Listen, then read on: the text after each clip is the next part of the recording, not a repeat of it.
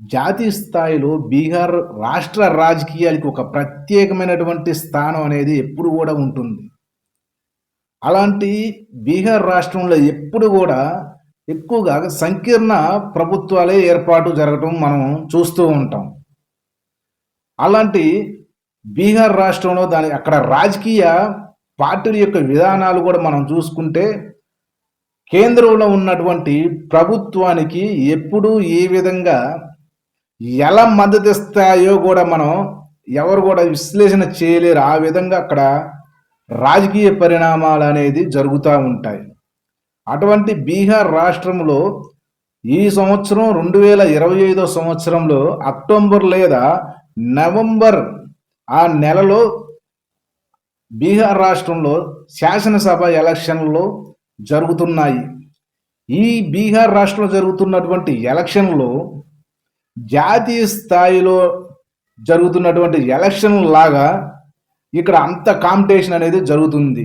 దేనికి ఇక్కడ అంత ప్రాముఖ్యత ఎందుకు వచ్చిందంటే బీహార్ ఎలక్షన్లకి రాహుల్ గాంధీ ఓటు చోరీ యాత్రలో భాగంగా బీహార్ మొత్తం కలిగి తిరుగుతున్నారు. ఒక్క బీహార్ అని కాదంటే జస్ట్ ఇప్పుడు ఏంటంటే బీహార్లో జరుగుతున్నాయి అని ఎలక్షన్లు బీహార్ తిరుగుతున్నారు. ఆయన చేసినటువంటి విమర్శలు కానీ పెద్ద ఎత్తున జాతీయ స్థాయిలో ఒక ఈసీని కూడా ఒక టార్గెట్ చేస్తున్నటువంటి వివాదాలు కానీ లేదా ఇక్కడ ఎన్డీఏ కూటమికి ఇండియా కూటమికి మధ్య జరుగుతున్న ఆ పోటీ వాతావరణం అనేది బాగా ఎక్కువగా బీభత్సంగా జరుగుతుంది. ఎందుకంటే మనం ఇప్పుడు చూసుకుంటే ఎన్డీఏ గవర్నమెంట్ కేంద్రంలో ఎన్డీఏ గవర్నమెంట్ పూర్తిగా తగినటువంటి ఎంపీ సీట్లు లేకపోవడం వలన వేరే పార్టీల మీద ఆధారపడాల్సి వచ్చింది. ఆ పార్టీలు ఆ రాష్ట్రంలో ఎక్కువగా బీహారు ఆంధ్రప్రదేశ్ మీద ఆధారపడి ఇక్కడ కేంద్ర గవర్నమెంట్ పరిపాలన చేస్తాం మనం చూస్తున్నాం. ఎందుకంటే ఇక్కడ టార్గెట్ ఏంటంటే రాహుల్ గాంధీకి ఒకప్పుడు గతంలో ఉన్నటువంటి కాంగ్రెస్ మొన్న ఈ రీసెంట్గా జరిగిన 2024లో జరిగిన ఎలక్షన్తో పోల్చుకుంటే కాంగ్రెస్ ఓటింగ్ పర్సంటేజ్ కానీ ఎంపీ స్థానాలు కానీ బాగా పెరిగినాయి. బాగా కాంపిటీషన్ పోటీ ఇచ్చేటట్టుగా కాంగ్రెస్ ఎంపీలు ఇక్కడ రిజల్ట్ రావటం వలన ఇక్కడ ఇండియా కూటమికి ఇప్పుడు ఎన్డీఏ కూటమి మధ్య ఇంకా పోటీ వాతావరణం ఎక్కువ అవటం వలన ఇక్కడ బీహార్లో జరుగుతున్న ఎలక్షన్లు ఈ సంవత్సరం జరిగితే నెక్స్ట్ ఇయర్ 2026లో ఒరిస్సా, పశ్చిమ బెంగాల్ కానీ కేరళ కానీ తమిళనాడు కానీ ఈ 4 రాష్ట్రాల్లో కూడా నెక్స్ట్ ఇయర్ 2026లో ఎలక్షన్లు జరగబోతున్నాయి. ఈ బీహార్లో ఎవరైతే విన్ అవుతారో ఎవరైతే ప్రజలను ఆకర్షణ చేసుకోగలుగుతారో వాళ్ళు డెఫినెట్లుగా వచ్చే సంవత్సరం యొక్క 4 రాష్ట్రాల ఎలక్షన్లో కూడా బాగా ప్రభావితం చేయగలుగుతుంది ఈ బీహార్ ఎలక్షన్లో. అది ఆ ఉద్దేశంతో అందులోనూ కాంగ్రెస్ అంటే ఇండియా కూటమికి చావో రేవో అన్నట్టుగా అదేవిధంగా బీజేపీ అంటే ఎన్డీఏ కూటమికి కూడా చావో రేవో టైప్లో ఉంటుంది. ఎందుకంటే వీళ్ళకి చాలినంత సరిపోనంత మామూలుగా సీట్లు ఉండటం వలన వేరే పార్టీల మీద అందులో బీహార్ కూడా ఒకటి బీహార్ నితీష్ కుమార్ మీద కూడా ఆధారపడటం వలన ఈ ఎలక్షన్లో బీజేపీ ప్లస్ జేడీయూ పార్టీ ఓటమి చెందితే ఆ ఎఫెక్ట్ అనేది ఇక్కడ ఆ రాష్ట్రంలో ఉన్నటువంటి ఎంపీల మీద పడుతుంది. ఎంపీల మీద పడినప్పుడు డెఫినెట్లుగా కేంద్రంలో ఉన్నటువంటి ప్రభుత్వం మీద పడుతుందనే మెయిన్ ఉద్దేశంతో ఎన్డీఏ ప్రభుత్వం కూడా బాగా కాంపిటీషన్గా పోటాపోటీగా ఈ ఎలక్షన్ క్యాంపెయిన్ జరుగుతున్నాయి. సో రాహుల్ గాంధీ ఆల్రెడీ బీహార్ మొత్తం తిరుగుతున్నాడు ఓటు చోరీ యాత్రలో భాగంగా. ఆయన మోడీని ఉద్దేశించి బాగా విమర్శలు చేస్తున్నారు. మోడీ గవర్నమెంట్ని గురించి బాగా విమర్శలు చేయడం జరుగుతుంది. అసలు ఆయన ఏంటంటే 2014 నుంచి ఇప్పటి నుంచి కాదు 2014 నుంచి కూడా మోడీ ఒక గ్యాంబ్లింగ్ చేయటం, ఓట్లు అనేది మా బీజేపీయేతర ఓట్లు మొత్తం కూడా తీసివేయటం, మరియు ఏదైనా అన్ని దొంగ ఓట్లు ఏమైనా క్రియేట్ చేసి దొంగ ఓట్లు వేయించుకొని 2014 నుంచి ఇప్పటి వరకు జరుగుతున్నటువంటి ఎలక్షన్లో కూడా ఈ విధానాన్నే పాటించారని మొత్తం రాష్ట్రం మొత్తం కూడా కలిదిరిగి చెప్పడం జరుగుతుంది. జాతీయ స్థాయిలో దీని మీద ఒక యుద్ధంలాగా యుద్ధం జరిగినట్టు ఈ యొక్క యాత్రను చేయడం జరుగుతుంది. సో బీజేపీ మన ప్రధానమంత్రి మోడీ గారు కూడా ఏం తక్కువేం లేరు. ఎక్కడ ఎక్కడ అవకాశం దొరికితే అక్కడ బీహార్ మొత్తం కూడా తిరిగి ఎక్కడ పడితే అక్కడ సభలు పెట్టి రాహుల్ని ఉద్దేశించి కాంగ్రెస్ని ఉద్దేశించి విమర్శలు చేయడం జరుగుతుంది. సో మనం ఇప్పుడు రాష్ట్రం గురించి మనం బీహార్ రాష్ట్రం గురించి మనం మాట్లాడుకుంటే బీహార్ రాష్ట్రంలో ఎక్కువగా ఓట్లు పర్సంటేజ్ అనేది బీజేపీ కానీ కాంగ్రెస్ కానీ ఏ పార్టీ తీసుకున్నా కానీ ఎక్కువ కులాల మీద ఆధారపడి పనిచేసే పార్టీలే ఎక్కువగా ఇక్కడ మనం చూస్తూ ఉంటాం. సో మనం ఇప్పుడు బీజేపీ తీసుకుంటే బీజేపీ గతంలో తక్కువ అంటే 2020 నుంచి బాగా పుంజుకుంది. ఇక్కడ 2025 జరుగు ఎలక్షన్లో మంచి పోటీ ఇస్తుంది. దాదాపు 28 నుంచి 29% ఓట్ పర్సంటేజీ ఉన్నటువంటి బీజేపీ మరియు దాని యొక్క మిత్రపక్షమైనటువంటి జేడీయూ పార్టీ కూడా 30 నుంచి 32% ఓట్ షేర్ ఉంది. సో ఈ రెండు పార్టీలు కూడా ప్రధానంగా ఇక్కడ ఎన్డీఏ కూటమిలో ఉన్నాయి. సో ఈ రెండు కూడా పోటాపోటీగా ఈ రెండు కూడా ఎలక్షన్ క్యాంపెయిన్ జరుగుతున్నాయి. అంటే ఈ రెండింటికి పోటీ కాదు, ఈ రెండు కలిసి పోటాపోటీగా ఎలక్షన్ క్యాంపెయిన్లో పాల్గొంటున్నాయి. ఎవరి ఉద్దేశాలు వాళ్ళకే ఉన్నాయి. ఎక్కడైతే జేడీయూ బీజేపీ కూడా తన మనసులో అనుకుంటుంది, బీజేపీ కూడా అంటే ఇక్కడ అని కాదు మామూలుగా ప్రజలు అనుకుంటున్న మాట కూడా బీజేపీ కూడా సొంతగా ఒక ముఖ్యమంత్రిని జేడీయూ అధ్యక్షుడు నితీష్ కుమార్ను తొలగించి ముఖ్యమంత్రి అభ్యర్థిని కూడా బీజేపీ కవిసం చేసుకునే అనే ఆలోచనలో కూడా ఎక్కువ పర్సెంటేజ్ ఆలోచించడం జరుగుతుంది. సో జేడీయూ అంటే నితీష్ కుమార్ ఏమైనా తక్కువదన్నాడా? తక్కువ రాజకీయాల్లో పండిపోయి ఉన్నాడు. అతని యొక్క చాణక్యం ఏంటంటే ఎప్పుడైనా ఏ గవర్నమెంట్ని ఫామ్ చేయటంలో ఏది ఇతర పార్టీల్ని మిత్రపక్షాలని కలుపుకొని తను ముఖ్యమంత్రి అవటంలో ముఖ్యమంత్రి పీఠాన్ని తీసుకోవటంలో ఫస్ట్ వ్యక్తి అంత ఐడియాలజీ ఉండే. బీహార్లో జరుగుతున్న ఎలక్షన్లు ప్రాంతీయ పార్టీలు ఎక్కువగా ఉన్నా కానీ ఇక్కడ ఎక్కువగా ఇప్పుడు ఈ 2025 జరిగే ఎలక్షన్లు కూడా ఎక్కువగా ప్రతిష్టాత్మకంగా కూటమి ప్రభుత్వాలు అంటే ఎన్డీఏ కానీ ఇండియా కూటమిలు కానీ ఎక్కువగా ఇన్వాల్వ్ అవ్వటం వలన ఈ ఎలక్షన్లు బీహార్లో అసెంబ్లీ ఎలక్షన్లు జాతీయ స్థాయిలో బాగా ఫేమస్ అయ్యాయి. రాష్ట్రంలో మన భారతదేశంలో ఉన్నటువంటి రాష్ట్రాలు అన్నీ కూడా బీహార్ ఎలక్షన్ వైపు ఒక చూపు చూస్తున్నాయి. సో ఎందుకంటే అక్కడ ఉన్నటువంటి జాతీయ స్థాయిలో ఉన్నటువంటి కాంపిటీషన్ దీనికి మెయిన్ కారణం అనుకోవచ్చు. ఎందుకంటే బీజేపీకి సరిపోయినంత సరిపోయినన్ని ఎంపీసీ స్థానాలు లేకపోవటం వలన వేరే రాష్ట్రాల మీద బీజేపీ ఆధారపడి ఉండటం ఇది మెయిన్ కూడా. బీహారు ఇప్పుడు జరగబోయే ఎలక్షన్ బీహార్ కానీ ఆంధ్రప్రదేశ్ రాష్ట్రం మీద కానీ ఎంపీల మీద ఈ బీజేపీ ఆధారపడి ప్రభుత్వాన్ని రన్ చేస్తుంది. దీన్ని అలుసుగా తీసుకుని అవకాశంగా తీసుకుని ఇండియా కూటమికి మొన్న 2024 జరుగు ఎలక్షన్లో ఎంపీ స్థానాలు కూడా మ్యాక్సిమం బాగా మంచి ఎక్కువ రావడం వలన దానికి ఉత్తేజాన్ని ఇవ్వడం జరిగింది కాంగ్రెస్కి. సో దాంతోపాటు ఇప్పుడు ఇండియా కూటమి కూడా మంచి సపోర్ట్ ఇస్తున్నాయి. బాగా బలంగా ఇండియా కూటమి కూడా చాలా బలంగా ఉంది. ఎందుకంటే బీజేపీ అంటే ఎన్డీఏ కూటమి ఏ విధంగా అయినా ఏ విధంగా అయినా కానీ ఎన్డీఏ కూటమిని దించేసేయాలి అని అంత కాంపిటీషన్ పెరగడం వలన బీహార్ ఎలక్షన్లో ఎక్కువ ఫోకస్ చేయడం జరిగింది ఈ రెండు జాతీయ పార్టీలు. సో మెయిన్ ఇక్కడ బీహార్లో ఆల్రెడీ కూడా రాహుల్ గాంధీ తిరుగుతున్నారు ఓటు చోరీ యాత్రలో భాగంగా. ఓటు చోరీ కూడా బీహార్లో రాష్ట్రం మొత్తం కూడా ఆయన తిరిగి మోడీ మీద కానీ మోడీ చేసిన విధానాలు కానీ అన్నిటిని ఎండగడుతున్నాడు ఆయన.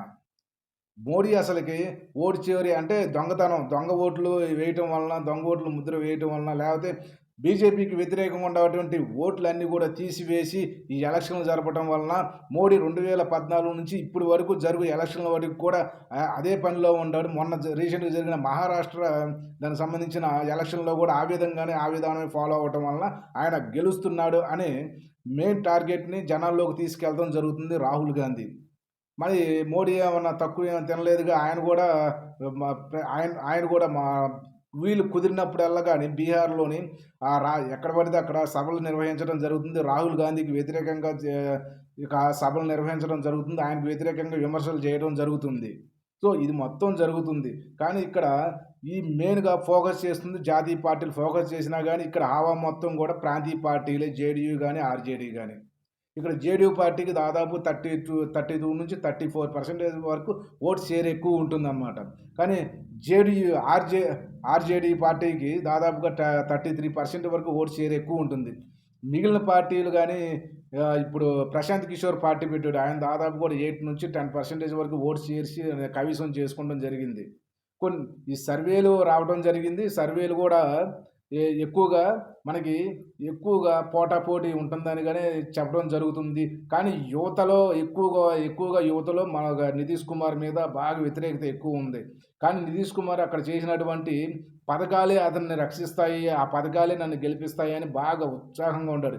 ఎందుకంటే మహిళలకు చేసిన పథకాలు కానీ కొంచెం ఆయన అట్రాక్ట్ అయ్యాడు. మామూలుగా ఏమన్నా దీనికి సంబంధించిన పెన్షన్కి సంబంధించిన విడో పెన్షన్లు కానీ ఇంకా దానికి వాటర్ స్కీములు కానీ విద్యుత్కి సంబంధించినటువంటి కొన్ని పథకాలను ప్రవేశపెడతాం జరిగింది. అలాంటి ఆ పథకాలు నన్ను కాపాడుతాయి, ఓటుని కాపాడుతాయి అని నితీష్ కుమార్ కూడా చెప్పడం జరుగుతుంది ప్రతి ఒక్క మీటింగ్లోను. సో ఇక్కడ మనం చూస్తే పోయినసారికి ఇప్పటికి దాదాపుగా ఆయనకి 11,000 జేడీయూ కానీ ఆర్జేడీకి కానీ మధ్య ఓట్ షేర్స్ అనేది దాదాపు 11,000 ఓట్లు మాత్రమే తేడా ఉంది మనం కంపేర్ చేసుకుంటే. సో ఇందులో ఎవరైనా కానీ ఏ విధంగా గెలిచే అవకాశాన్ని ఎంతైనా ఉంది. కానీ ఇక్కడ మనకి ప్రశాంత్ కిషోర్ పార్టీ కానీ లేకపోతే ఐఏఎం పార్టీ కానీ బాగా ఊపింది. అంత గతంలో 6 ఎమ్మెల్యే ఈ అసెంబ్లీ స్థానాలు కైవసం చేసుకుంది ఐఏఎం పార్టీ. కానీ కొంతమంది ఆర్జేడీ వైపు వెళ్ళిపోవడం జరిగింది, ఒక 5 ఎమ్మెల్యేలు. దానివల్ల బలహీనంగా ఉంది. కానీ 1, 2, 3 అంటే 1 లేదా 3 అసెంబ్లీ స్థానాలు కూడా రావచ్చు అనేది సర్వేలు చెబుతున్నాయి అన్నమాట ఏఎంకి. అదేవిధంగా మిగతా ఇతరులు కానీ. సో వీళ్ళందరినీ బేస్ చేసుకొని రేపు ప్రభుత్వం ఎవరు ఏర్పాటు చేస్తారని కూడా గందరగోళంగా ఉన్నటువంటి సిచ్యువేషన్ బీహార్ ఎలక్షన్ మనం చూస్తున్నాం. ఈ జేడీయూ తీసుకుంటే జేడీయూ అనే ప్రస్తుతం ఉన్నటువంటి గవర్నమెంట్ రన్నింగ్ చేస్తున్నటువంటి పార్టీ. నితీష్ కుమార్ కొంచెం వయసు ఎక్కువ అవడం వలన 75 సంవత్సరాలు రావడం వలన ఆయన ఎక్కువ పర్యటనలు కానీ ఎలక్షన్ క్యాంపెయిన్ చేయడం అనేది తక్కువ కొంచెం స్లో అవడం వలన కొంచెం జనాల్లో కూడా కొంచెం నెగిటివ్ ఏర్పడింది. కానీ బీజేపీ కూడా కొంచెం యాక్టివ్గానే తిరుగుతుంది. కానీ జేడీయూ అధినేత నితీష్ కుమార్ కూడా తన ఐడియాలజీ ప్రకారం ఎప్పుడైనా కానీ తన సీఎం సీట్ను ఎప్పుడు సేఫ్గా తన దగ్గరే ఉంచుకుంటాడు. బీజేపీకి దాదాపు 24 నుంచి 28 వరకు ఓట్ పర్సెంటేజ్ ఉంది. కానీ ఇప్పుడు బీజేపీ ఆలోచన ఏంటంటే ఈ 2025 జరుగు ఎలక్షన్లో తానే ముఖ్యమంత్రిగా అవ్వాలని, ముఖ్యమంత్రి సీటు తాను కైవసం చేసుకోవాలని ఆలోచిస్తుంది జేడీయూని పక్కకు తప్పించి. కానీ నితీష్ కుమార్ ఏమన్నా తిక్కలోడు ఏమన్నా కాదు కదా, ఆయన కూడా తన ప్లానింగ్లో తాను ఉండారు. ఫైనల్ రిజల్ట్ అన్నట్టుగా చివరిసారిగా ఈ ఎలక్షన్లు జరుగుతున్నాయి అన్నట్టుగా ఆయన ఈ పథకాలు చాలా మంచి పథకాలు అనేది, ఉచిత పథకాలు అనేది ఇవ్వటం జరుగుతుంది. వాగ్దానాలు ఈ పార్టీ కానీ ఆ పార్టీ కానీ వాగ్దానాలు బాగా ఎక్కువ చేసుకుంటున్నారు. మరి అక్కడ గెలిచిన తర్వాత అమలు కానీ ఎక్కువగా వాగ్దానాలు కూడా చేయడం జరుగుతుంది అక్కడ బీహార్ రాష్ట్రంలో.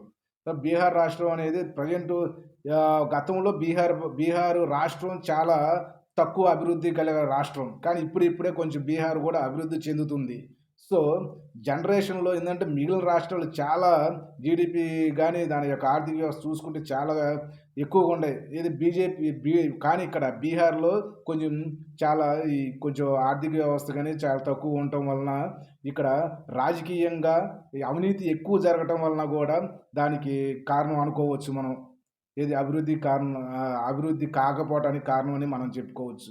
ఇక్కడ రాష్ట్రంలోని ధరలు గాని, నిరుద్యోగ వ్యవస్థ గాని, వలసలు ఎక్కువగా జరగటం వలన మెయిన్ టార్గెట్ ఏది ఇండియా కూటమి ఎక్కువగా దీని మీద టార్గెట్ చేసి ఇది విస్తృతం చేస్తుందనమాట. ఈ విధంగా మీకు నిరుద్యోగులు ఎక్కువగా ఉన్నారు, వలసలు ఎక్కువవుతున్నాయి, ధరలు ఎక్కువ పెరుగుతున్నాయి. దీనిల గురించి ఎక్కువ ప్రచారం చేయడం కొనసాగిస్తున్నారనమాట. అదేవిధంగా ఎన్‌డీఏ కూటమి గూడా మేము అభివృద్ధి బాగా చేసాం, పథకాలు ఎక్కువ ఇచ్చాము అనే రూట్‌లో గూడా ఇక్కడ ఎన్‌డీఏ కూటమికి సంబంధించినటువంటి విధానాలు ఉండయి. దానితోడు ఆల్రెడీ ఇక్కడ కేంద్రంలో ఎన్‌డీఏ కూటమి అధికారంలో ఉండటం వలన మేము ఇంకా వస్తే ఇంకా ఎక్కువగా అభివృద్ధి చేస్తాము. గ్రాంట్లు బాగా ఇస్తాం, బీహార్‌కి మంచి పొజిషన్‌లో ఉంచుతాం అని అక్కడ ఎన్‌డీఏ కూటమి గూడా దానికి వాగ్దానాలు ఇవ్వటం జరుగుతుంది. సో, ఇదంతా మనం చూసుకుంటే ఇక్కడ ఆల్రెడీ అంతమందిలో నిరుద్యోగులు గూడా చాలా వరకు 12,00,000 ఉంటే, అప్పుడు 12,00,000 ఉద్యోగాలు ఉంటే ఇంకా ఈసారి మేము గెలిస్తే కోటి ఉద్యోగాలు ఇస్తామని నితీష్ కుమార్ చెప్పడం కూడా జరుగుతుంది. ఈ విధంగా అందులో ఉచిత కరెంటు 125 యూనిట్లు ఇస్తానంటే ఏది వాళ్ళు నితీష్ కుమార్ 125 యూనిట్లు మేము ఫ్రీగా ఇస్తామంటే ఇక్కడ మేమేం తక్కువ తిన్నాం అన్నట్టుగా ఆర్‌జేడీ కూడా మేము 200 యూనిట్లు ఫ్రీగా ఇస్తామని చెప్పడం జరుగుతుంది. ఆడవాళ్ళకు 2,500 మేము ఫ్రీగా ఇస్తాము అంటే జేడీయూ మేము 10,00,000 దాకా రుణాలు 10,000 రుణాలు ఇస్తాము. 2,00,000 వరకి వడ్డీ లేని రుణాలు ఇస్తాము అనే ఇటువంటి కార్యక్రమాలు జరుగుతున్నాయి. అదేవిధంగా పెన్షన్ కార్యక్రమంలో కూడా పెన్షన్ మేము 2,000 చేస్తామని ఆర్‌జేడీ అంటే మేము ఈ రూ. 1,000 పైన 1,000-1,500 పెన్షన్‌కి చేస్తామని జేడీయూ అనటం జరుగుతుంది. సో, ఇది మొత్తం మనం పోల్చుకుంటే 2 కూడా ప్రధానంగా పోటాపోటీగా జరుగుతున్నటువంటి ఈ ఎలక్షన్‌లో పై చేయి ఎవరిదైతే మనం చూడాలి. కానీ ఇక్కడ ఎక్కువగా ఏ పోటీ జరిగినా, ఏ విధంగా జరిగినా గానీ ఇక్కడ మొత్తం ఎలక్షన్‌లు మొత్తం రాజకీయాలు మొత్తం గూడా కులాల మీదే ఆధారపడి ఉంటాయి. బీజేపీకి అగ్రవర్ణ కులాలు గానీ, ఈబీసీ కులాలు గానీ కాపు కాస్తే ఆర్‌జేడీకి యాదవులు గానీ, ముస్లింలు గానీ మిగతా వారు ఎక్కువగా వాళ్ళుగా కాపు కాస్తా ఉంటారనమాట. సో, వీళ్ళందరిని వీళ్ళిద్దరి మాట ఈ ఇద్దరికి ఈ 2 కులాలు ఎక్కువగా బేస్ చేసుకుంటారు. మిగిలినటువంటి కులాలు ఓబీసీ గానీ, దళితులు గానీ ఈ కులాలు వచ్చేసరికి మిగతా షేర్స్‌ని మేము ఏ విధంగా అట్రాక్ట్ చేసుకోవాలా ప్రజల్ని అని ఎక్కువగా హామీలు ఇవ్వడం జరుగుతుంది. మిగిలిన మధ్యలో ఉన్నటువంటి ప్రశాంత్ కిషోర్ ఆయన ఎక్కువగా దాదాపు 8-10% ఓటింగ్ షేర్స్ ఉంది కాబట్టి ఆయన ఏమనుకుంటాడంటే నేనే కింగ్ మేకర్‌ని అవుతాను, లేకపోతే నేనే సీఎంని అవుతానని ఆయన కూడా ఎదురు చూపకుండా గట్టి పోటీ ఇస్తున్నాడు. మొత్తం ఆయన కూడా రాష్ట్రం మొత్తం తిరుగుతున్నారు.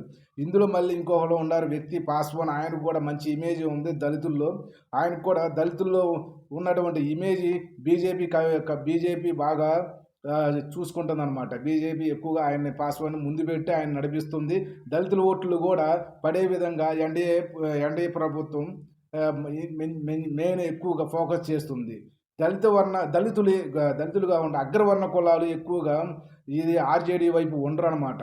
సో, అగ్రవర్ణ కులాలను ఓట్లను ఆకర్షించాలని కాంగ్రెస్ ఉండటం వలన కాంగ్రెస్ ఆర్‌జేడీ 2 కూటమిగా ఉండటం వలన అగ్రవర్ణ కులాల ఓట్లు కూడా మాకు కలిసొస్తాయని ఆర్‌జేడీ ఇండియా కూటమి కూడా అనుకుంటుంది. సో, వీటిలన్నిటిని కూడా మనం అంచనా వేసుకుంటే రేపు జరగబోయే 2025 ఎలక్షన్‌లో ఏ విధంగా ఉంటాయని మనందరం చూడాలి. ఎందుకంటే ఈ ఎలక్షన్‌లో మెయిన్ టార్గెట్‌గా చూసుకొని రేపు 4 రాష్ట్రాలు 2027లో జరగబోవు 4 రాష్ట్రాల ఎలక్షన్‌లు కూడా ఆధారపడి ఉంటాయని మెయిన్ ఉద్దేశంతో ఈ ఎలక్షన్‌లో చావో రేవో అన్నట్టుగా తేల్చుకోవాలని ఉద్దేశంతో ఉండాలి. ఎందుకంటే ఇప్పుడు ఏ ప్రభుత్వం ఇక్కడ ఏర్పాటయిద్దో, ఏ పార్టీ గెలుస్తుందో రేపు రాబో 4 రాష్ట్రాలు కూడా ఆ విధంగానే రిజల్ట్ ఉంటుంది. ఆ 4 రాష్ట్రాలు కూడా రిజల్ట్ అలాగుంటే కేంద్రంలో ప్రభుత్వం ఏర్పాటు చేసినటువంటి సరిపోని సీట్లతో ప్రభుత్వం రన్ చేస్తున్నటువంటి బీజేపీకి గడ్డుకాలం అని మనం చెప్పవచ్చు. సో, అందుకని ఇంత పోటీ వాతావరణం ఏర్పడింది. సో, బీజేపీ ఓటర్లు ఎవరికి పట్టం కడతారో మనం ఎదురు చూడాలి. అది కొన్ని రోజుల్లోనే ఉంది కాబట్టి వేచి చూద్దాం. ఓకే. Thank you.